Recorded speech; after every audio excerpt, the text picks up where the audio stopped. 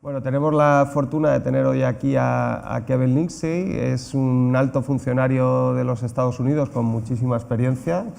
Ha pasado por Washington y por el Departamento de Estado y en el condado de Miami, que allí es una organización algo distinta a la nuestra, que toma la mayoría de las responsabilidades que tienen aquí las comunidades autónomas.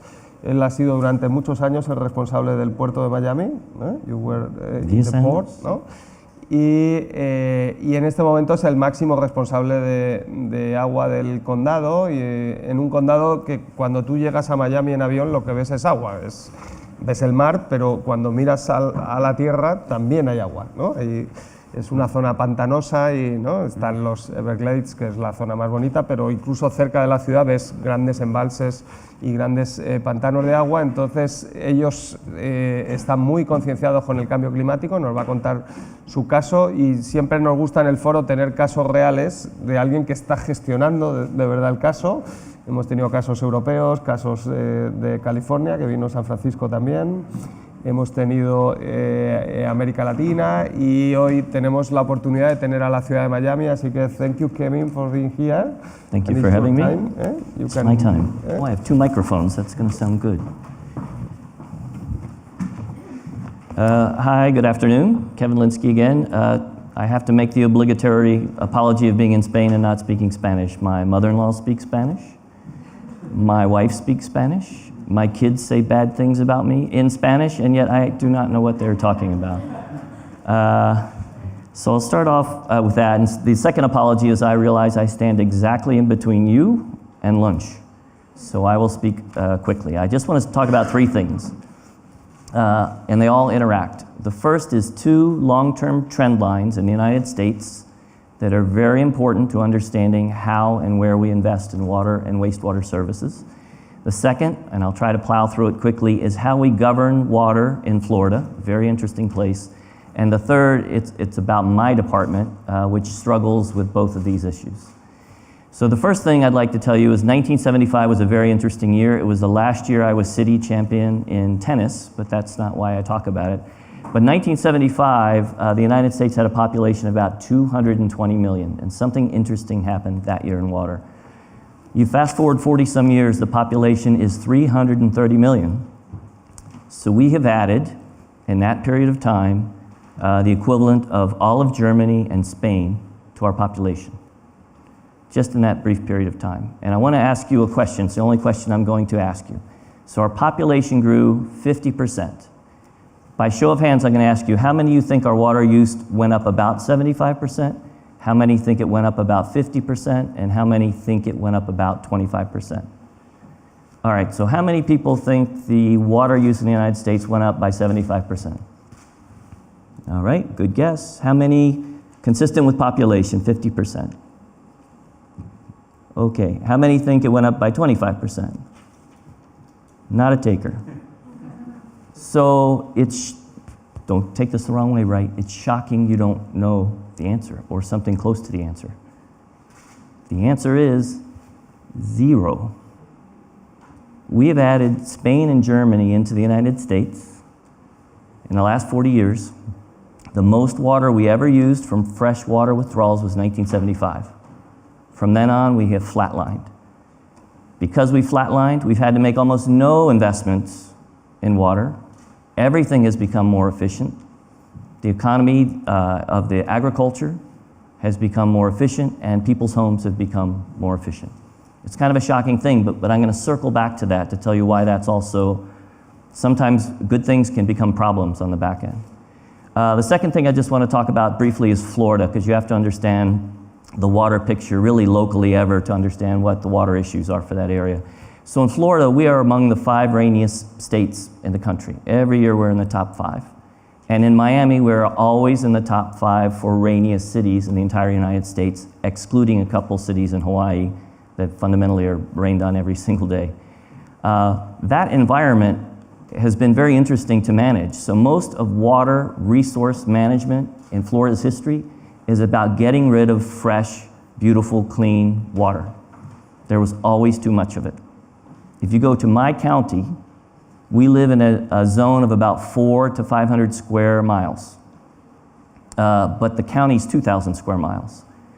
Technically speaking, we shouldn't really be living there. If you talk to people who like the environment and talk about the Everglades, that area had to be drained by the federal government. We have created 2,000 miles of basically drains, giant ditches that are in the earth that do nothing but take fresh water and throw it into the ocean. So it's heartbreaking to see these UN reports, and it's amazing to see the challenges the world faces. And so many people come to me thinking that my challenges are similar to those of the world. They do not happen to be. And every once in a while I read an article. One was in BBC. I read one in New York saying Miami's going to run out of water and we have an issue and the ocean's going to overtake us. Well, that I'll talk about in a moment. We do not have an issue with fresh water. We have 95 wells that we drilled years ago. We turn them on in the morning, we turn them off at night. They pull out 320 million gallons of water. They've been pulling out the same amount of water for our citizens. We've gone from 1.7 million citizens to 2.7. 25 years, we don't draw one more gallon of water than we did 25 years ago. We're very efficient in our use. But where it becomes more of an issue is the state actually governs how much water we can draw. I'm absolutely in favor of that. We do not draw water just because we need it. We have to justify it to the state. And every 5 years, we present to them a plan how for the next 20 years we will have enough water. But enough with that. Let me talk now just a little bit about what we're doing at the department and why we're doing it. So I learned finally after 50 years how to go from being relatively anonymous to being maybe not interesting, but remembered. And it's 3 words. You can repeat them if you wish. $11 billion. So 8 months ago, I'm working at a Port of Miami. I actually do a fair amount of speaking for them, but you leave stage. I'm good to go for a beer. I'll only be slowed down a little bit now because my department is in control of an $11 billion capital program. Somehow that's an interesting thing, but I can understand it. But let me explain to you, in a county that is using no more water and using no more wastewater services, why we're investing $11 billion. And it's all about regulation. It is not by choice. So what has happened when you have 1 million new customers and you do not sell one more gallon of water, you can't even keep up with the cost of living. There's absolutely no way to do that. So we have constantly underinvested in our system. Our wastewater system, every 7 years, the federal government comes in and sues us and said, you haven't done a good job, I'm taking you to court, I'm going to create 60 projects for you and you're going to do them or you're going to be in violation of the courts. We find ourselves the 3rd time in 20 years facing that situation.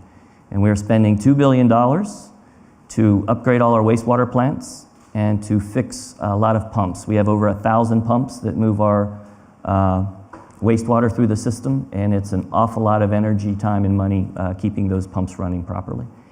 The second big piece of the capital program is legislation.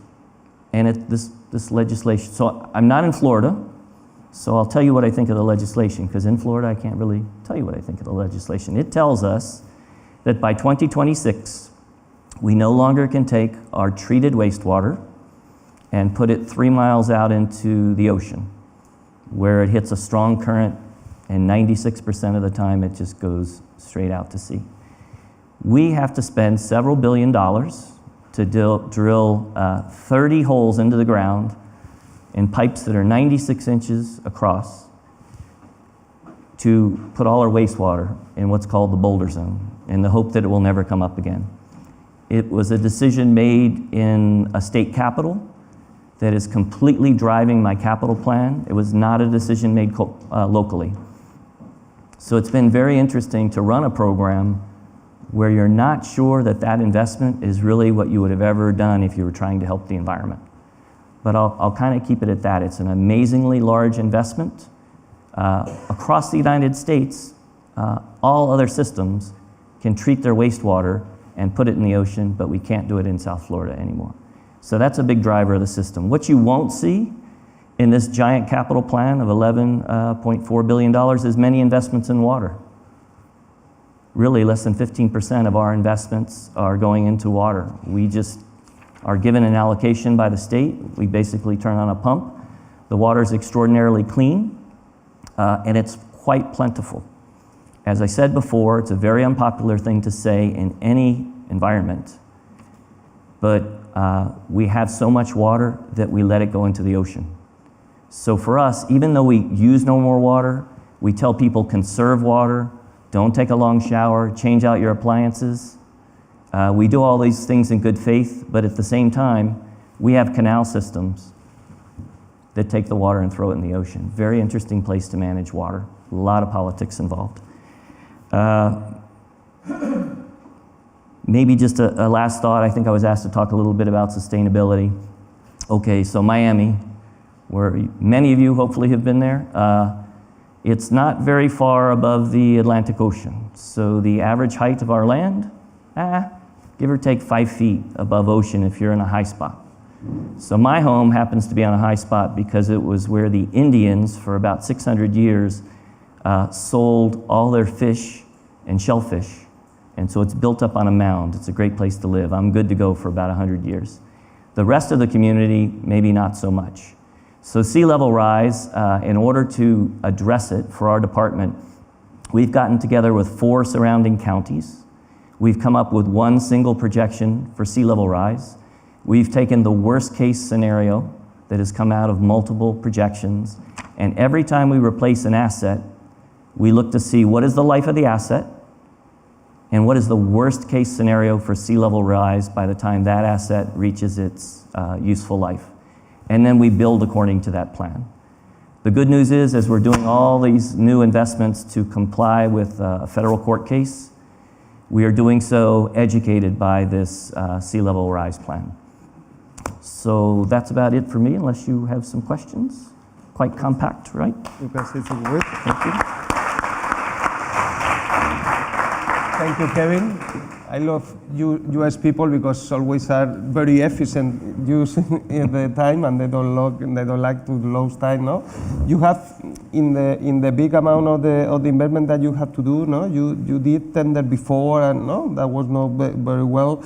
How is about the prices, and no, because we have here the San Francisco case, no, and they did a big increase in the prices, and they empower the people and try to implicate the society. How is the problem now in Miami, and the people is concerned that the price has to reflect the scarcity? Or? Yeah, and why I started with the 2 trend lines that helps you understand. First is we don't need a lot more investment on the water side, other than keeping them clean. But the second is there's no more money produced by the system. So in order to finance this massive program, 100% of it comes from rate increases. The rate increases that go forward for the next decade in my community average 6%. Yeah. It is 6% per year. That's an extraordinary number for people who are used to 2%. Yeah. So it's not going to be a fun job. Every month I have to go before a board. Anybody lucky enough here to have a board? Great. I wish I could change jobs with you. But every month I have to go to my board with $40 million or so of awards to meet these federal and state requirements. Yeah. And every time I do it, I know it's a rate hike. It's a very difficult position.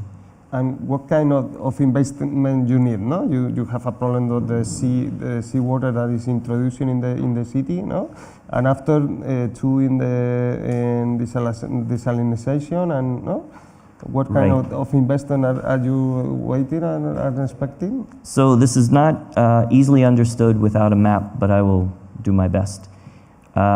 So there is sea level rise. It is having an impact on floods. And there's the thought that the sea level rise will, underneath our feet in Florida, normally about 6 to 8 feet down, is an aquifer. Wonderful aquifer. It fills up every day with rain. And it's from 80 feet to 240 feet. Along the edges of the coast, salt is starting to come in. But it's the strangest things, these same mechanisms that were constructed to press fresh water out are the same mechanisms that save us from saltwater intrusion. So there is a room larger than this in South Florida with nothing but computers and computer screens and very smart men and women who are controlling 2,000 miles of canals and 500 gates.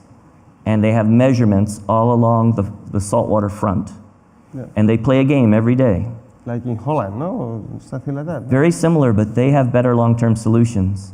But yes, all that water management is not done by nature. It's done by computer models, some of which we paid for to create.